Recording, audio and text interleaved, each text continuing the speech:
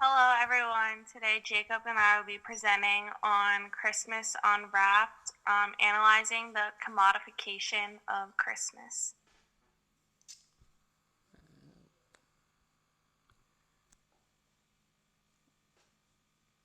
So, our topic of interest will be how and why our spiritual meaning behind Christmas has shifted towards a time of mass consumerism.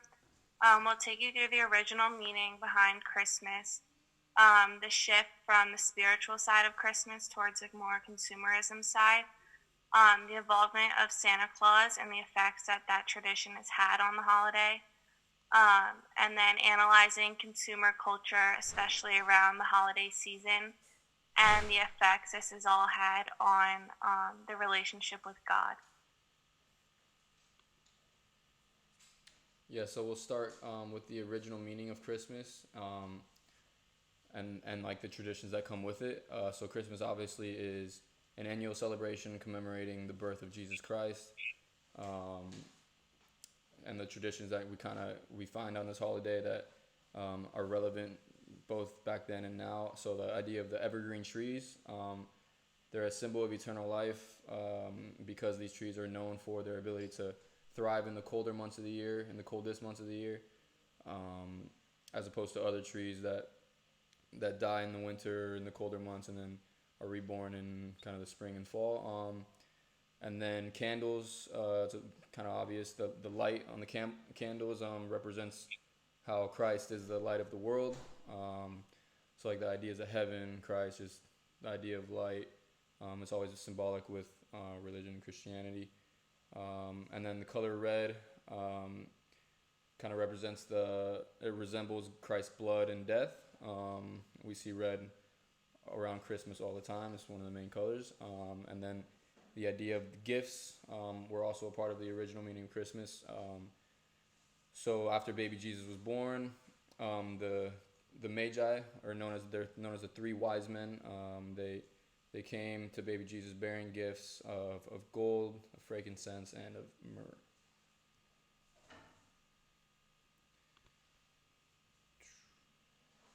And then, so talking about the idea of the shift, the shift just kind of refers to the idea that Christmas is now more celebrated as kind of um, a holiday of mass consumerism rather than a spiritual holiday, because people obviously want to buy gifts for their kids.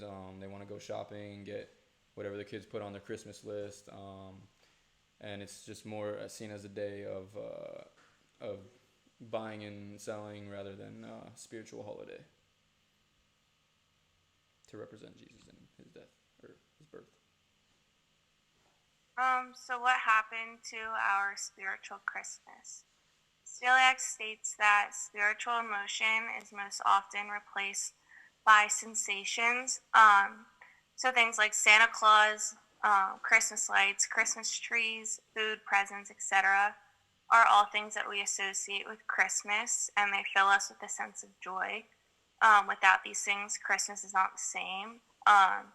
However, people tend to enjoy Christmas whether or not spiritual activities are involved, such as going to church. Specifically, with younger kids, they actually prefer to not go to church and just look forward to the other things that come with Christmas, such as the gifts that Santa brings on Christmas morning.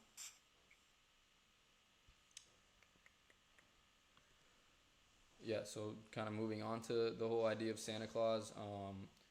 The legend of Santa Claus actually refers to a story about a monk named Saint Nicholas. He was born in what was called Myra, and it's now what is modern day Turkey.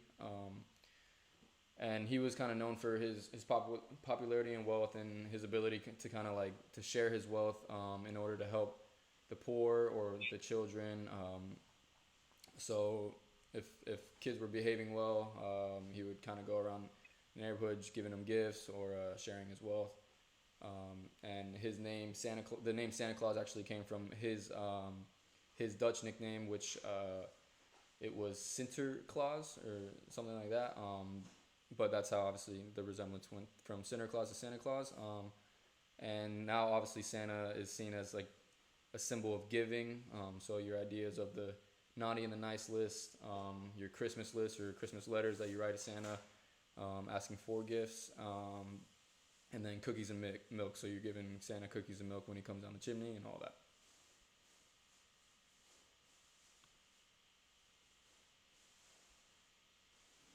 So consumer culture around the holiday season. The concept of consumer society was first used in the 1920s, characterized by an exaggerated consumption of goods generated by pleasure or emotion. People can be found hunting for items, but it's been replaced by hunting for brand names. These things are dictated by impulse, not necessarily by necessity. So a lot of the times people will buy things just because they feel like they have to. It's that time of year, and they just contribute a lot to this mass consumerism, specifically dictated by the deals and the sales that are um, involved with this time of year. Just kind of going off what Boo was just saying.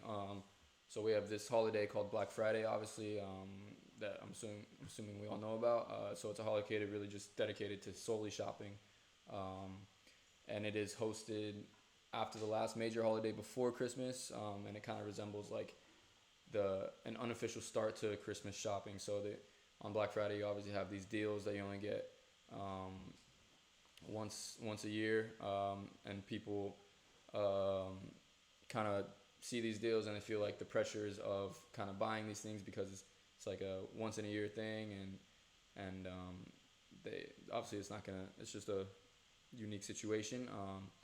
So the quote here, the period before Christmas has been perceived now as a time of increased social pressures and demands. So obviously on a holiday like Black Friday, you're gonna have these pressures to buy these products or whatever, because they are on sale once a year. The spiritual effects of mass consumerism for Christmas. So Christmas is felt more at the sensory level rather than the spiritual level. Specifically with kids, just looking forward to getting presents from Santa Claus, rather than looking at the spiritual aspect of things. And the the preparation is usually made on behalf of Santa Claus rather than Christ. It's been found that like a lot of people spend like months preparing for Christmas, rather than making their reservations for things such as church. And due to typical traditions, the example of letters to Santa, the essence of Christmas is often forgotten starting at a young age. We're teaching kids to think of Christmas as a time of receiving things rather than giving, and being grateful and noticing what the real reasons behind Christmas are. 3, 2, 1. What can we do? We can educate people at a young age, teaching kids that there's more to Christmas than receiving presents from Santa Claus. We can reduce unnecessary consumption during the holiday season. Rather than buying things that we want, we can buy things and then give it to those in need, as a way to connect consumerism towards a spiritual act in order to remember the original reasons for Christmas. There's a quote in the Bible that states, "Whoever is kind to the poor lends to the Lord, and He'll reward them for what they have done." And I think this just places emphasis on the idea of, around the holidays, though there's like a time for like huge sales and deals that you technically won't receive any other time of the year. We can use that as a way to give back to people, rather than buying things for ourselves, but for people who actually need those things.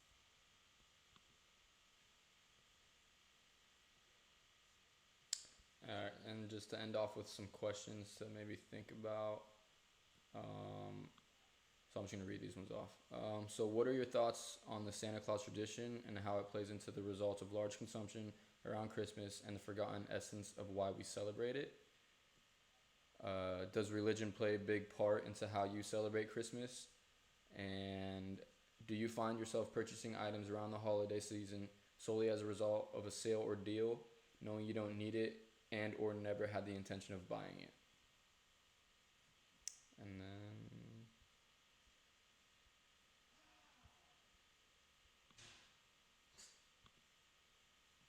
And then these are the sources. And that's it. Well, thanks, guys, All for right. listening. Thanks, guys.